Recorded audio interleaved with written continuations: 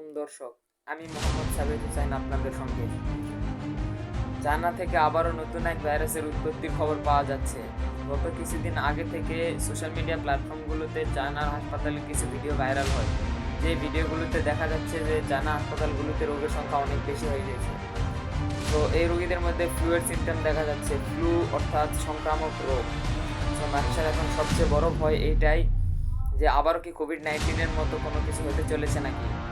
আজ থেকে প্রায় 5 বছর আগে চায়নার ওহান শহরের একটি মার্কেট থেকে কোভিড-19 উৎপত্তি হয়েছিল।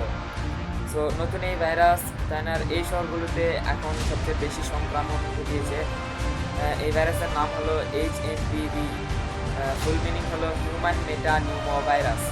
এই নাম শুনে প্রথমে মানুষের মধ্যে আতঙ্ক কাজ করে যে এটা আবার কোন নতুন ভাইরাস চলে আসলো।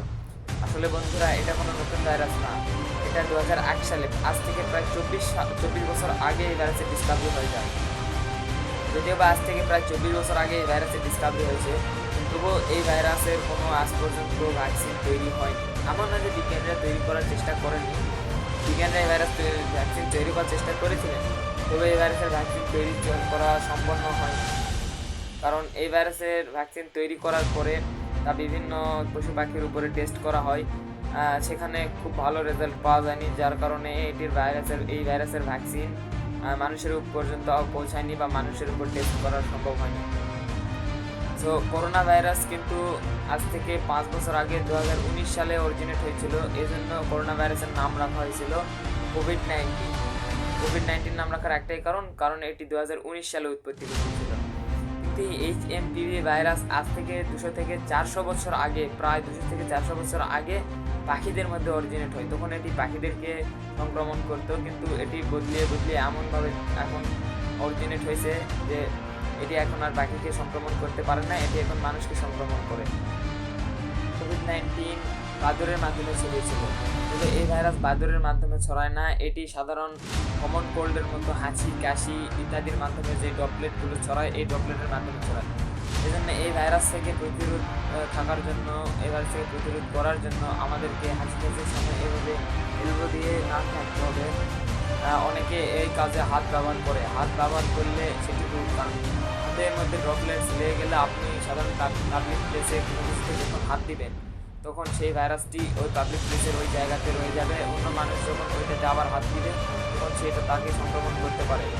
এই জন্য এই ভাইরাস থেকে বাঁচার জন্য হাঁচি কাশির সময় এলবো দিয়ে বা বমি দিয়ে এভাবে নাক মুখ রাখতে হবে।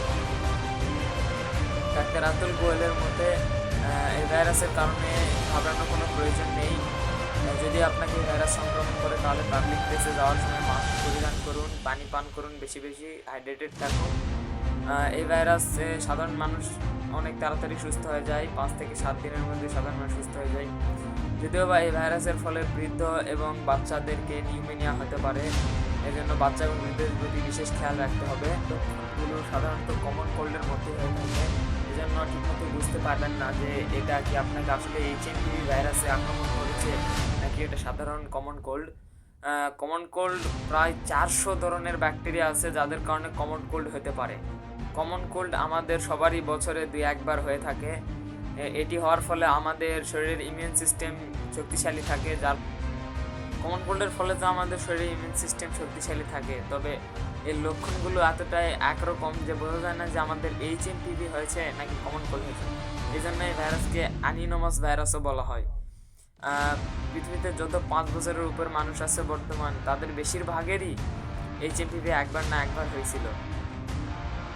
এই জন্য ঘাবড়াবেন না দর্শক, সঠিক তথ্য ছড়ান, সঠিক সতর্কতা প্রদান করুন মানুষকে, কেউ ভয় ভীতি ছড়াবেন না।